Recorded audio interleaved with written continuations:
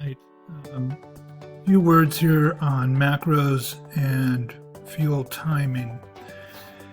Again, using the data dashboard and the Tinker tool here, we're going to play with the data.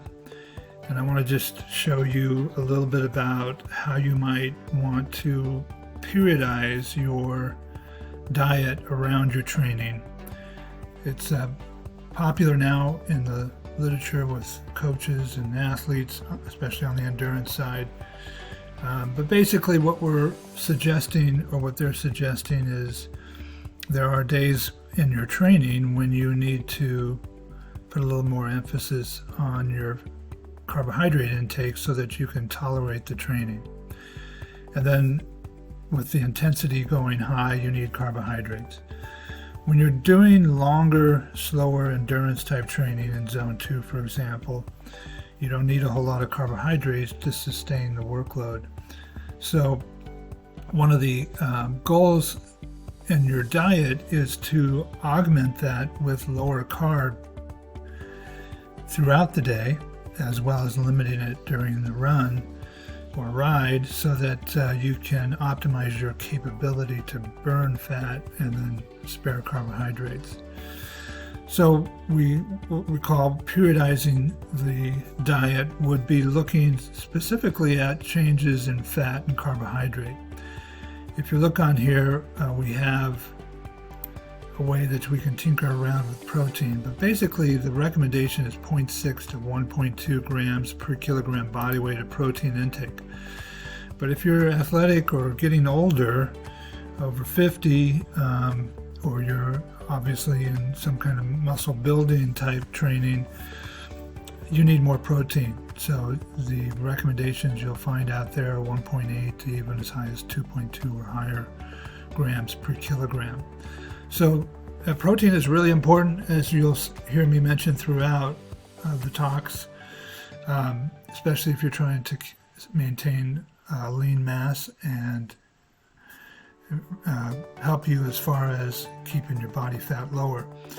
So protein intake, make sure you're getting enough. So that's the number one, and that's going to be a constant. So typically you're going to have, if you choose to go 1.8, which I'd recommend, grams per kilogram, then depending on your weight, you're going to have a certain number of grams of protein that you want to get every day. So it's about 40 to 45 grams for a chicken breast. So here we're looking at, maybe 2.5 to 3 chicken breasts for this individual to give them the minimum.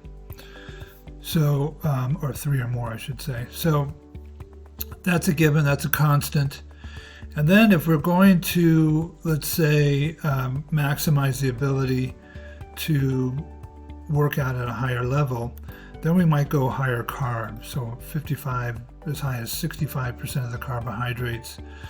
Again, we're looking at a given estimated expenditure requirement here, or I should say intake requirement. So at 55%, now we have a new number for our carbohydrates. And then whatever's left over would be the fat grams. So again, most of those carbohydrates may come around the workouts. So in other words, you're taking fuel in during the workouts, before and after. So the added carbohydrates could be partially from that. But you definitely don't want to be on a low carb diet when you're trying to push the intensity. Now, on the other hand, when you're out doing some base training or long, slow day, zone 2 type work, then the goal would typically be a lower carb diet. So anywhere from 25 to 35. If you're really keto oriented, it's going to be even lower. So keto's down around 20 and 15 for males, females, 20% for females. So that's real low carb diet, very low carb diet. But a lower carb diet maybe be 25 to 35% of your calories. And then again, the constant is the protein, and then we're going to increase here on the fat side a little bit. So we still get our calories that we need for the day, whatever the goal is.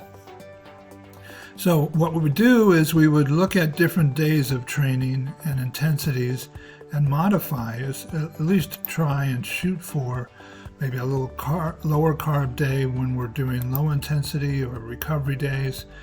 And then, so that would be most of your days during the week, and then a higher carb diet before and right during the high intensity exercise days. So again, you have different types of macro breakdowns. Here's kind of a mix: Mediterranean, paleo, it's kind of even across the board.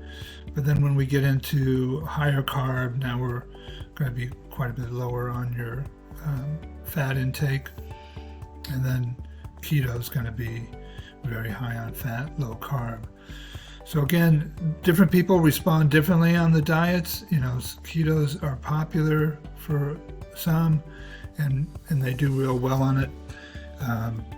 Or people with a little lower carb, but not necessarily to the extreme of keto, may have better health profiles and feel better and perform better for most of the time. But generally speaking, you're going to need more carbs when you're trying to work hard.